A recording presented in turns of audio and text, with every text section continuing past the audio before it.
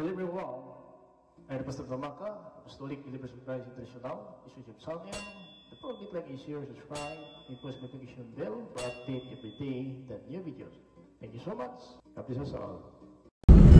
Good morning everyone. How are you today? To God be the glory because His mercy endureth forever.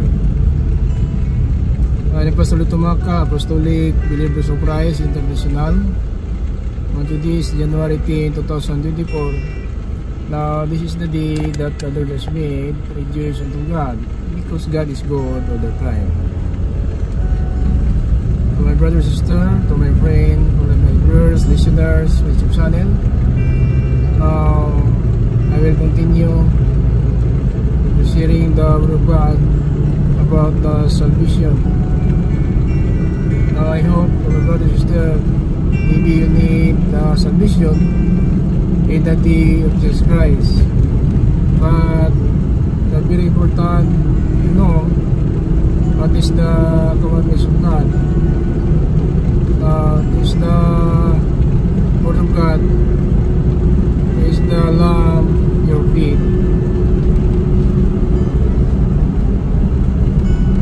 Kaya mga kapatid, ito kung ginawa po natin, always I can do it to sharing the word of God to everyone among the people around the world. What is the commandments of God? Now in the book of John 14 verse 21, God said in the book of John, that hath my commandments and keepeth them, he it is that loveth me, and he that loveth me shall be loved of my Father, and I will love him. Ito po mga kapatid, na ang gumawa pala ng utos ng Diyos, siya po ang umiibig sa Kanya. Kaya kung kapag ginawa natin ang utos ng Diyos, yan pala ang katunayan na mahal natin ng Diyos. Kasi yan po ang sinabi naman ng aklat sa John in chapter 14 verse 21.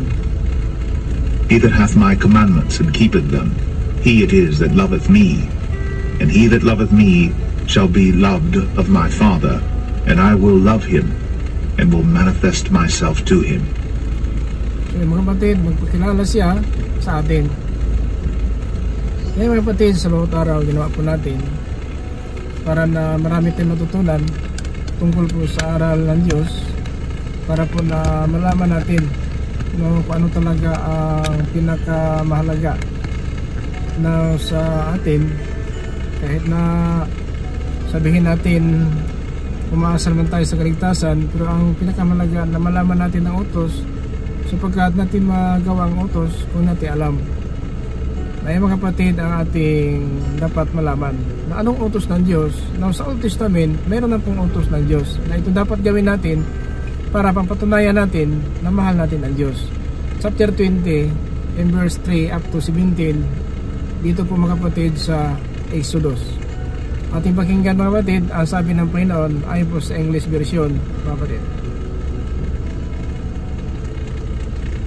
Thou shalt have no other gods before me. No? Ay ibig sabihin, huwag kang magkaroon ng ibang Diyos sa harap ko, kapatid. Yan po sinabi niya sa banal na aklat. Thou shalt have no other gods before me. No? Thou shalt other God before me. So, ibig sabihin mga kapatid, walang iba, huwag tayo magkaroon ng ibang Diyos sa harapan niya.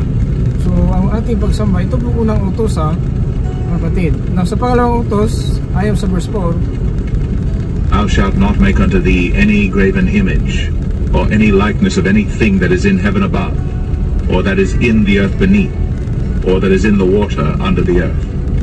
So yan mga kapatid, huwag kang gagawa. So, huwag kang gagawa ng ibang Diyos, mga kapatid, na inanyuhan, na sa langit man, sa lupa, ilalim ng lupa, ilalim ng tubig, at sa ibabaw ng lupa. Yung po sinabi ng Panginoon kay Moises sa verse 4, chapter 20 sa Exodus. Thou shalt not make unto thee any graven image, or any likeness of anything that is in heaven above, or that is in the earth beneath, or that is in the water under the earth.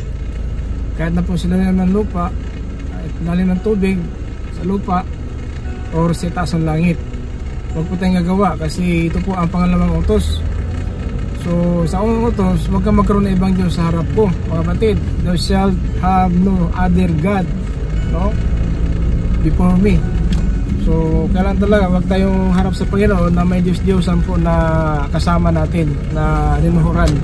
Yung pong unang utos. So sa pangalawang utos, mga kapatid, sa verse 4, ito po sinabi, Thou shalt not make unto thee any graven image, or any likeness of anything that is in heaven above, or that is in the earth beneath, or that is in the water under the earth.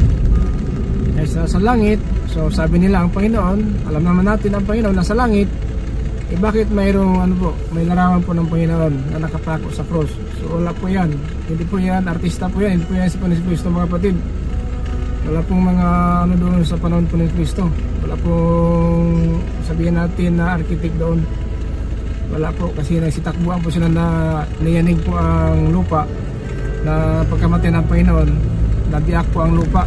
So nagsitakbuhan po ang mga Hudyo, wala nakasulat doon at wala pong sabi natin mayroon pang mga architect doon kung isang marunong ng larawan, magawa, wala po doon. Kaya hindi naman maniwala dyan, no? Kasi hindi po Panginoon yan, artista lang po yan.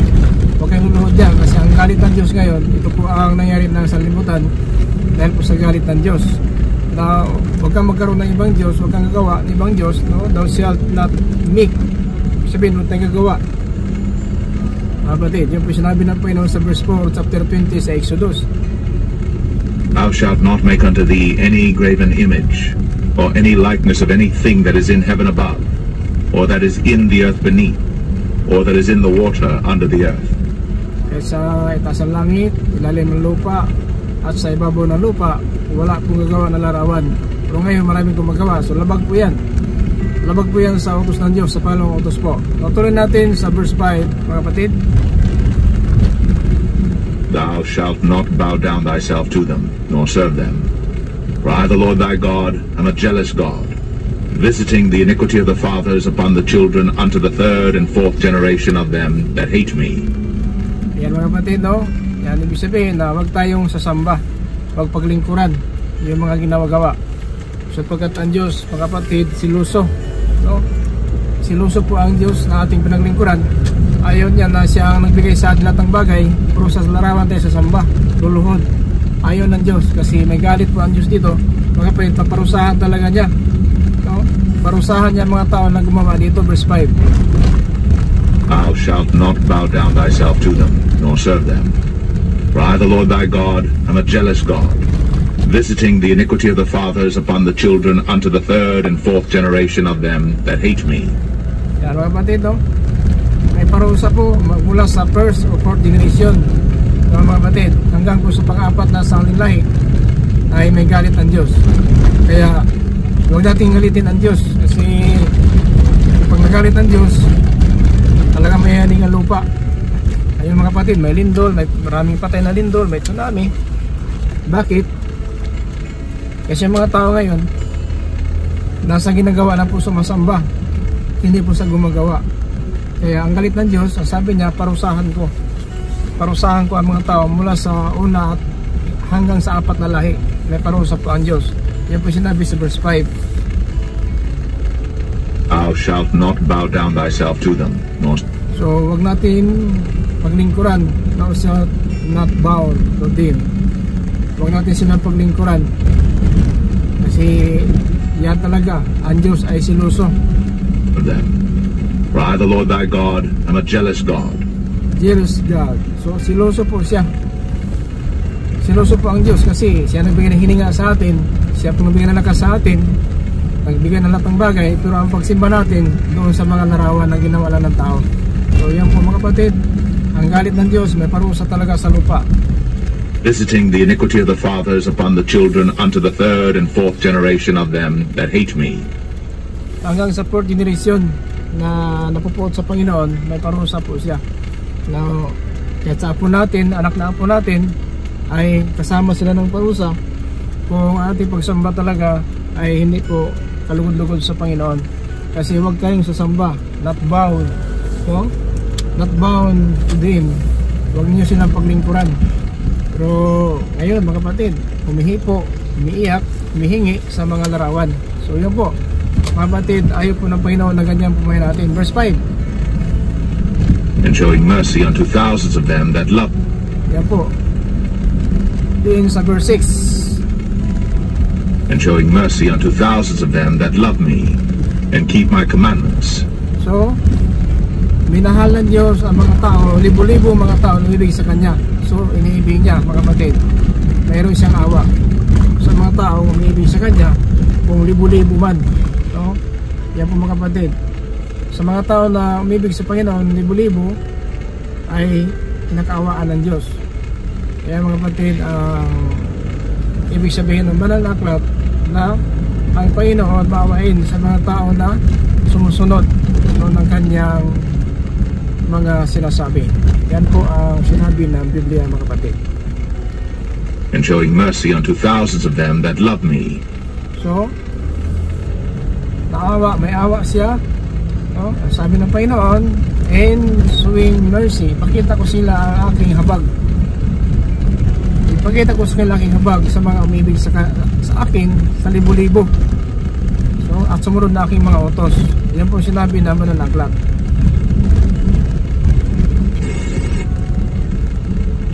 Kaya dapat natin malaman ito mga kapatid, ang sabi ng Biblia, and showing mercy unto thousands of them that love me, and keep the commandments. Umibig sa Kanya at sumunod ng Kanya utos. So may awa ang Diyos. Kaya kahit may bagyo, may lindol, may mga sakuna, pero nakatayo pa rin tayo. Dahil po ang biyaya ng Diyos, ang habag ng Diyos ay ating nakamtan. Pero kung hindi habag ng Diyos, poot mga kapatid, talagang marami po ang casualty, marami pong namatay ng sakuna, sapagkat ang Diyos malayo po sa mga tao na umuhay po ng masama. So kaya ang ginagawa natin mga kapatid, tayo po nagpatuloy, no, sa ating pag-aaral ng Biblia para po na malaman natin ang kalooban ng Diyos. Kaya mga kapatid, no, now sa pangalawang utos pa lang mga kapatid, meron na pong galit ang Diyos, poot, hindi lang sa sabihin natin first generation, unang lahi, pangalawang lahi, hanggang sa pang-apat na lahi mga kapatid. Yun po ang sinabi ng Biblia. Now sa verse 6 mga kapatid, Exodus chapter 20 verse 6, na and swinging mercy unto 1,000, no? Showing mercy 1,000 mga kapatid, 1,000 din love me and keep my commandments. Yan po sinabi ng Biblia mga kapatid. 1,000 na umibig sa Kanya, na gumagawa ng Kanyang mga utos mga kapatid. And showing mercy unto thousands of them that love me, and keep my commandments. Yan mga kapatid, makita ang Panginoon, no? Yan po ang pangalawang utos. Mayroon mga kapatid, biyaya ng Diyos sa mga tao na sumunod ng Kanyang utos. Pangalawang utos pa lang yan. Pero kung luhod tayo sa mga Diyos-Diyosan, kung ribulto, mga image, kung tayo luluhod yan, so galit po ng Diyos ang ating maranasan. At kung galit ng Diyos maranasan natin mga kapatid, ang sabi ng Biblia, dahil sa galit niya, hihinigin niya ang lupa. So yan mga kapatid ang mangyari. Bakit na nagkalindol? Bakit nagka-tsunami? Dahil po sa lindol. Kasi hindi magkaroon ng tsunami kung walang lindol. So dahil po sa lindol, nagkaroon ng tsunami. At dahil sa tsunami, nagkaroon po ng maraming casualty, maraming patay dahil po sa nangyari. Now yan mga kapatid, ang pinakamahalaga na dapat pala na wag natin labagin ang utos ng Diyos. Kasi pag labagin natin ang utos ng Diyos, yan po mga kapatid ang mangyari, na may puot po ng Diyos, na parusa ng Diyos na maranasan natin. Kaya wag natin hayaan. Now sa verse 7 mga kapatid, ang sinabi dito naman ng aklat, huwag natin gamitin ang pangalan niya nang walang kabuluhan. Thou shalt not take the name of the Lord thy God in vain, for the Lord will not hold him guiltless that taketh his name in vain. So ang sabi ng Panginoon, na huwag gamitin ang pangalan niya nang walang kabuluhan. Kasi may mga tao talaga na nais nila na patunayan na totoo ang sinasabi nila, so gagamitin nila ang Panginoon para lang pumaniwala ang tao sa kanyang sinasabi. So ginagamit ang pangalan ng Diyos na lapastangan po. So gagamitin ang pangalan ng Diyos na walang kabuluhan. So kailangan natin malaman, so ang pangalan ng Diyos wag natin lapastanganan dahil po sa ating sarili na kapakanan, sarili natin na mga gawain na para lang na ang tao maniwala ng kasinungalingan, ginagamit po ang pangalan ng Diyos. So ang sabi ng Biblia na kahit na sinong gumagamit ito, ang sino man na gumagamit ng pangalan ng Panginoon na walang kabuluhan ay may parusa po, ayon po sa verse 7. Thou shalt not take the name of the Lord thy God in vain, for the Lord will not hold him guiltless that taketh his name in vain. So, huwag natin sabihin na okay lang ito, tama na, okay lang ito sa akin, pero ang Diyos po, galit po. Sabi niya na wag mga kapatid gamitin ang pangalan ng Panginoon sa mga walang kabuluhan, no? Thou shalt not take the name of the Lord thy God in vain, no, walang kabuluhan, for the Lord will not hold him guilty that taketh his name in vain. So kung gamitin ang Panginoon na pangalan niya walang kabuluhan, may parusa po ito, maging makasalanan po tayo. No, sa verse 8, ang sinabi dito mga kapatid ng Biblia, ating alalahanin ang araw ng pamahinga. Remember the Sabbath day, to keep it holy. Alalahanin mo ang araw ng pamahinga at banalin mo, no? Ibig sabihin, wag mo abusuhin ng linggo na magtrabaho ka. Dapat sa linggo ay sa simbahan tayo magpupuri sa Panginoon, magpasalamat sa kanyang kabutihan. Kapatid, remember the Sabbath day to keep it holy. So, alalahanin ng pamahinga at banalin mo ito. So, kailangan talaga ng respeto natin yan, sapagkat yung po mga kapatid ang pang-apat na utos. Sa pangatlong utos, huwag gamitin ang pangalan ng Panginoon. Ang sabi, thou shalt not take the name of the Lord thy God in vain. So, huwag gamitin ang pangalan ng Panginoon na walang kabuluhan. For the Lord will not hold him guilty that taketh his name in vain.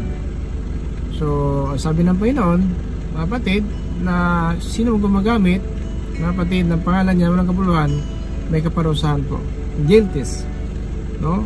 So ito po mga kapatid, kailangan natin malaman na basta-basta lapastanganan ang pangalan ng Panginoon. Pangatlong utos po ito.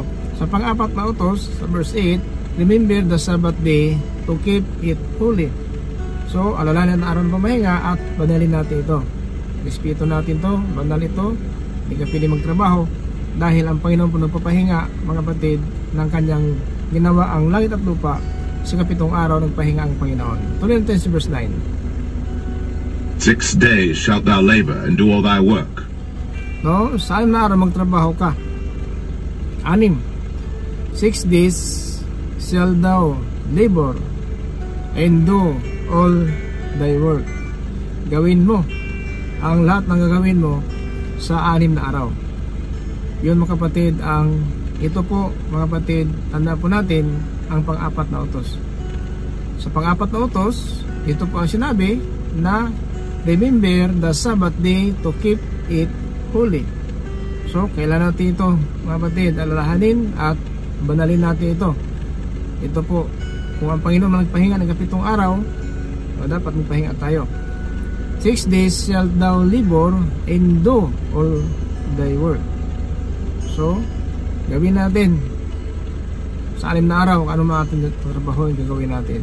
Pero mga kapatid, sa 7 araw magpahinga po tayo. Ang sabi ito sa verse 10, the 7th day is the Sabbath of the Lord thy God. In it thou shalt not do any work. Yan mga kapatid, wala tayong dapat gawin sa 7 araw. Dapat tayo magpahinga at para sa Panginoon yan, magsamba, magpasalamat, magpupuri sa Panginoon. Yan po mga kapatid ang sinabi ng Biblia. Oh, nor thy son, nor thy daughter, thy manservant, nor thy maidservant, nor thy cattle, nor thy stranger that is within thy gates. Bisa kahit na po ang anak mo na lalaki, anak na babae, nor thy daughter, thy manservant, yung mga utusan, nor maidservant, mga utusan na babae, nor the cattle, nor the stranger, it is within thy gates. Kahit na po yung mga hayop mo at ang mga tao na sa iyong pintuan, hindi pwede magtrabaho sila. Yung mga utusan, hindi pwede magtrabaho. Yung mga hayop, hindi pwede magtrabaho sila. Nagpahinga talaga lahat. Dahil po sa loob ng 6 na araw ginawa ng Diyos lahat ng bagay, sa 7th araw nagpahinga ang Panginoon. Ito po mga kapatid ang dapat malaman natin. Yung pang-apat, 7 na utos, araw pamahinga, pang-apat. Now sa verse 11, dahil sa loob ng 6 na araw ginawa ng Panginoon ang langit at ang lupa. Tuloy tayo sa verse 11. For 6 days the Lord made heaven and earth, the sea, and all that in them is, and rested the 7th day. Wherefore the Lord blessed the Sabbath day and hallowed it. Yan. Hallowed it. Hallowed it. Ito po ay araw pamahinga. Na ang sabi naman ng aklat, for in 6 days the Lord made heaven and earth, and sea, and all that in them is, and rest the 7th day. Wherefore the Lord blessed the Sabbath day and hallowed it. So wala talagang trabaho ito. Holiday ito sa atin, walang trabaho, at para ito sa Panginoon, kapatid. Hindi pwede tayo magtrabaho, no? Kailangan natin yan malaman. So pang-apat po ito na utos, huwag ka magtrabaho ng linggo o Sabbath day, kasi ito po ang 7 araw nagpahinga po ang Panginoon sa kanyang ginagawa. For in 6 days the Lord made heaven and earth, the sea, and all that in them is, and rest the 7th day. Wherefore the Lord blessed the Sabbath day and hallowed it. So mga kapatid, wala talagang magtatrabaho sa araw ng linggo para po sa Panginoon yan. Then sa pang-5 utos dito sa verse 12, pang-5 utos, Honor thy father and thy mother, that thy days may be long upon the land which the Lord thy God giveth thee. So sa pang-5, igalang mo ang iyong ama't ina upang patagalin ang buhay natin sa ibabaw ng lupa. Igalang ha, huwag kapuutan, no? Huwag pag-ipahamak ang mga magulang, sapagkat pang-5 utos po ito. Pang-5 utos, igalang ang ama at ina. Honor thy father and thy mother, that the days may be long upon the land which the Lord thy God giveth thee. Naibigay sa atin ng Panginoon ang pagpapala sa lupa na ito habang buhay tayo mataas at matagal na buhay kasama ang Diyos. Kung igalang natin ating mga magulang, ama at ina, hahaba ang buhay natin sa ibabaw ng lupa. Kasi ang Diyos po nag-promise nito. Pang-5 utos po ito. Pang-5 utos po ito mga kapatid, igalang natin ang ating mga magulang, kahit mag-anak, kahit sino, basta magulang natin, no? Katatanda sa atin, igalang po natin sila kahit sino. Nawag ang mga magulang, katatanda natin, mga kapatid, lalo na po ating ama at ina, nagpalaki po sa atin, igalang natin sila. So honor thy father and mother, that the days may be long upon the land which the Lord thy God gave it thee. No, naibigay ng Diyos sa atin ang mahaba na buhay kung igalang natin ang ating ama at ina. Kahit sino na katatanda na po, mga kapatid. Now sa pang-6, na utos mga kapatid, ang sinabi dito. Sa pang-6 mga kapatid, ang sinabi nito, excuse me po, hallelujah, dito po sa pang-6 tayo. Ang sinabi sa verse 13, Thou shalt not kill. Thou shalt not kill. Huwag kang papatay. Pang-6 po ito. Huwag kang papatay, pang-6. Ito po mga kapatid, thou shalt not kill. Huwag kang papatay. Yan po ang pang-6. Pang-7, Thou shalt not commit adultery. huwag mangalunya. Thou shalt not commit adultery. Huwag mangalunya. Ito po pang-7. Pang-7 utos mga kapatid, huwag mangalunya. Tanda po natin, kasi ito po ang sabi ng Panginoon. Huwag mangalunya. Pang-8, Thou shalt not steal. thou shall not steal. Huwag kang magnanakaw. So, pang-8 na pa ito. Sa verse 15, huwag kang magnanakaw. Thou shall not steal. Huwag magnanakaw. So, huwag magnakaw. Ito pang-8 utos. Pang-9 na utos, mga kapatid. Thou shalt not bear false witness against thy neighbor. So, ang ibig sabihin, mga kapatid, huwag kayong magsaksi ng hindi katotohanan sa iyong kapwa. Thou shalt not bear false witness against thy neighbor. So, huwag tayong magsaksi ng kasinungalingan sa ating kapwa. Kasi kadalasan ngayon, kahit na po hindi totoo, nag-witness lang po dahil po sa pira, dahil po na gusto din ang tao, kahit na walang katotohanan, nagsaksi po ang tao. So, pang-9 po ito, huwag natin gawin yan, na sasaksi tayo sa ating kapwa ng kasinungalingan. Ito pong pang-9, thou shalt not bear false witness against thy neighbor. So, huwag tayong magsaksi ng kasinungalingan sa ating kapwa. Pang-10, mga kapatid, Thou shalt not covet thy neighbor's house. Thou shalt not covet thy neighbor's wife, nor his manservant, nor his maidservant, nor his ox, nor his ass, nor anything that is thy neighbor's. kapatid, no? Pang-10 po ito. Huwag ninyong pagnanasaan. Huwag natin pagnanasaan ang bahay ng kapwa, kanyang asawa, alipin, hayop, alinman na mapag-ari niya. Thou shalt not covet the neighbor house. Thou shalt not covet thy neighbor wife, nor his manservant, nor his maidservant, nor his ox, nor his ass, nor anything that is thy neighbor's. So kahit anong nasa iyong kapwa, huwag mong pagnanasaan yun, sapagkat Diyos ang nagbigay dyan, kaya ka din bigyan ng Diyos. Kaya huwag kang magnanasa, sapat ang Diyos nagbibigay ng lahat ng tao na kailangan. So ito po, 10 utos. Sana 10 utos ng mga pa ito, wala po tayong nalabag, kasi kung nalabag natin ito, labag ng isa, lahat po ito nalabag natin ang 10 utos na ito.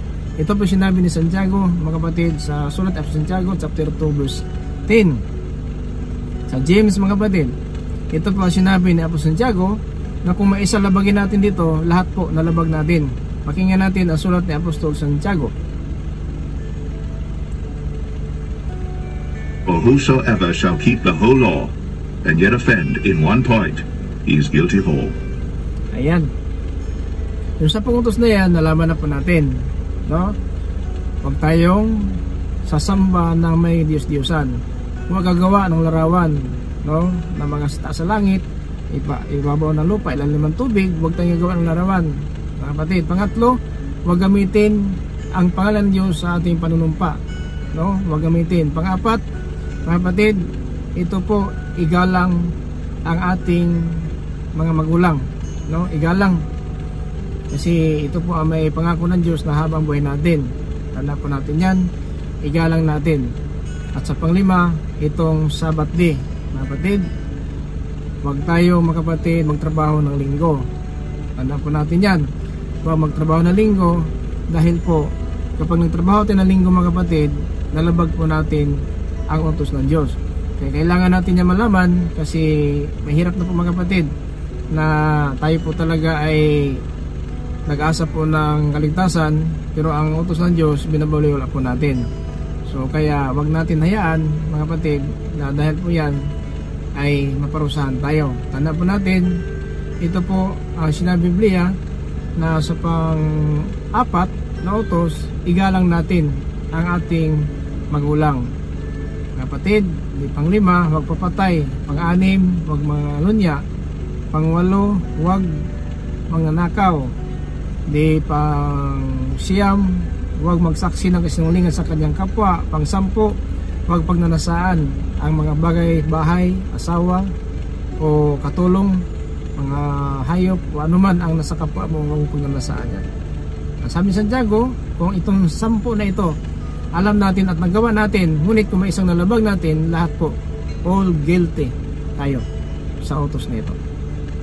Mga kapatid, ang salita ng Diyos, sana po naunawaan natin ang ating pinag-aralan. Sa 10 utos na ito, sana po ay wala po tayong nalabag, sapagkat kung malabag natin ito, isa lang mga kapatid, lahat po labag natin at wala tayong maasahan na buhay na walang hanggang kung ang pamumuhay natin sa harapan ng Diyos ay tayo po ay naging mga kapatid taga-suway ng kautusan. For whosoever shall keep the whole law, and yet offend in one point, he is guilty of all. Okay mga kapatid, for whosoever shall keep the whole law, and yet offend in one point, he is guilty of all. So mga kapatid, sayang naman, simba-simba tayo, nakinig tayo, pero sa 10 utos na binigay ng Diyos sa atin, wala natin natupad, at mayroong isang nalabag natin, all guilty tayo sa utos ng Diyos. Ang sabi ito sa Santiago chapter 2 verse 10, for whosoever shall keep the whole law and yet offend in one point, he is guilty of all. Kaya mga kapatid, ang salita ng Diyos, sana po nakatulong sa atin itong ating pinag-aralan na salita ng Diyos. I-like and share lang po natin, subscribe. Don't forget to post the notification bell for update every day na new videos. Thank you so much. And Pastor Tumaka, Apostolic Believers of Christ International. President to us, the blessed Jesus Christ, be with us.